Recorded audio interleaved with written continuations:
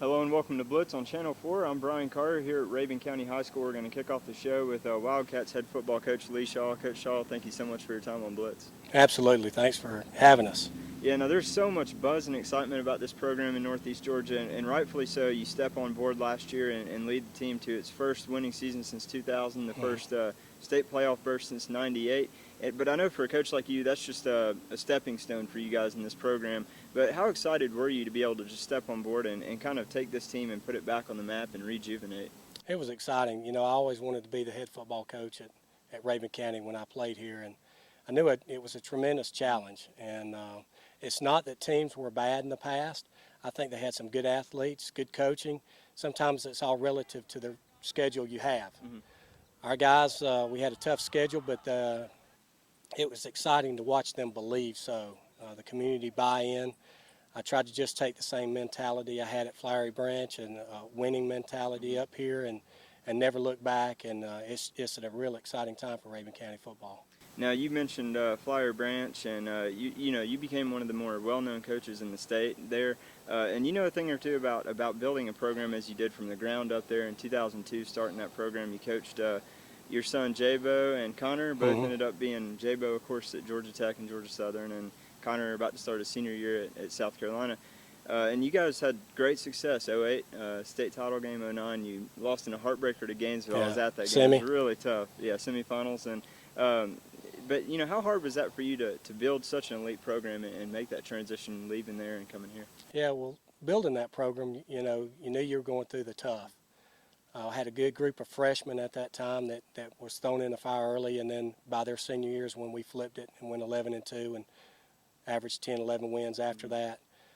So I knew what was expected in building a program. Had the same mentality up here. Good freshman class. We had some upperclassmen last year that bought in. We're just kind of riding that wave right now, and we're taking it seems like every week to another level. And the hardest thing is to, once you get 6-4, 6-5 like we were, is not be complacent, because to me that was a good season to start off, but it's only one game past average. Mm-hmm. And so we're looking for something bigger and better than that, and these guys have really committed to that.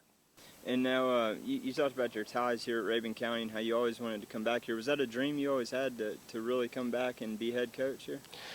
Ever since high school, ever since I played high school ball here. And it's about timing, and the timing was right for me to come back, and it was a huge challenge, but I knew we had some things in place. We had great Board of Education, superintendent, administration in the high school was able to let me bring some coaches in, and like I said, a good group of guys that were hungry for success. And now, you as we mentioned, you played here, and from what I understand, you were a standout quarterback, and that obviously the apple doesn't fall far from the tree. Your son's great quarterbacks as well, and then you also had the opportunity to take two local quarterbacks in Austin Brown from Habersham Central and Candler Coker at North Hall, really take their game to another level. What have you seen out of Wes Holcomb in his junior year and coming up as a senior this year that really makes you excited?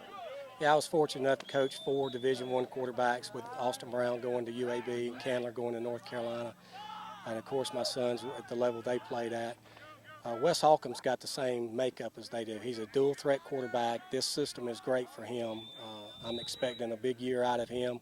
I hope he really gets the credit due to him in the recruiting game, because he's the trigger guy. Yeah. He's also a team captain. Character-wise, he's above all, and I'm excited for him in his season. Now, no coach likes to deal with turnover, and I believe you had about 18 seniors last year. Does that sound about right? Yeah. And that was, from what I understand, the most the Rabun County had in quite a while.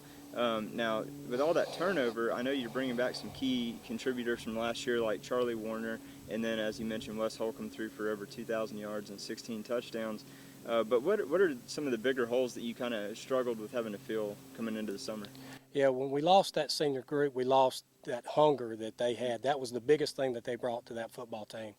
We played a lot of underclassmen, so it's not like we haven't played some guys. Yeah. It's a lot of turnover, but we have about a dozen seniors on this class. The biggest thing that we're looking at, we may be a little young up front on the offensive line. Everything else seems to be squared away.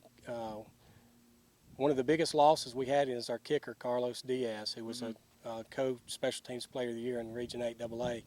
but Froy looks like Froy's going to be able to come in and do a good job for us. But that's probably the biggest loss that we had is our kicker. Now, you guys have definitely put in some hard work this summer, going to some 7-on-7 camps. I believe you even went to one over at Flowery Branch again, and doing the two-a-days and everything else. You guys have been working around Dead Week and all that. What kind of improvement have you really seen your team make this year going into the season? Well, we're competing harder, I think, in the summer at this point. We're closing the gap on all these tournaments that we played in, probably around 7 or 8 tournaments, not just competing against another school in a 7-on-7, but playing in big tournaments south of the gorge, we call it, down around Atlanta and Gainesville. So we're closing the gap on a lot of the schools that we go up against, 5A, 6A schools, and we're beating them now. And so that's something to be said. Of course, it's 7-on-7 and no pads, but our guys are flying around, they're competing, and they're figuring out how to win. Now, I know you mentioned just a while ago 6-5 last year. You don't want to get complacent and be satisfied with that. And now a team that came out of this region last year and really just took it one game at a time, obviously, Jefferson, went on to win the state title. So, I mean, that's got to be hard for you guys to watch them go and do that all, take the whole thing last year. And I know it's early, but you've had those teams in 08 and 09 at Flowery Branch, and then you see Jefferson. Do you feel like your team has the makeup to be capable of making a run like that this year? Well, a lot of things have to fall into place like it did for Jefferson. Last year, the games we lost was in the second half physically. We weren't strong enough or big enough. We played Jefferson, Washington, Wilkes, Greene County, the teams that finished before us, good for a half.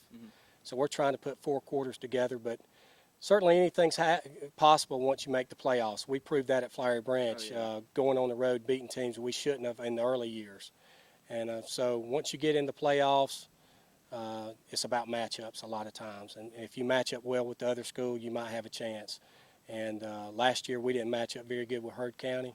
Hopefully this year we will. And I got to ask this before I let you go, but you just kind of brought it up with the at Flowery Branch, you guys were the team nobody wanted to play. It didn't matter. You guys were on the road, and you just, beat every team, it seemed like, on your path to getting toward deep in the state playoffs. But what you said things just have to fall into place, but is there any kind of magic that goes into that, on your end? A lot of coaches or teams make a big issue if you're on the road in the playoffs. Oh, no, we're on the road. We got to go up play at their place. And at Flowery Branch, we tried to make it our house too. Yeah. We felt like we were just as good on the road because we had a huge following. Flowery Branch would just turn out, and we had a lot of fans support, so it felt like a home game for us. And we got that chip on our shoulders down there that we wasn't going to be beat on the road, and we liked being the guy that can come into somebody else's house and steal it from them. So that was the mentality we had down there. And of course, we've got to get it much better, but that's the mentality we'd like to have here. Yeah, and I'm sure you've kind of preached that to them and kind of, instilled that philosophy in them. Absolutely. Well, right? Well, Coach Shaw, thank you so much for your time. We appreciate it. Look forward to seeing what you do with your Wildcats this season. Thank you. Thanks for the coverage. Thanks, Coach. Quick break. We're going to come back with a player interview here at Rabun County.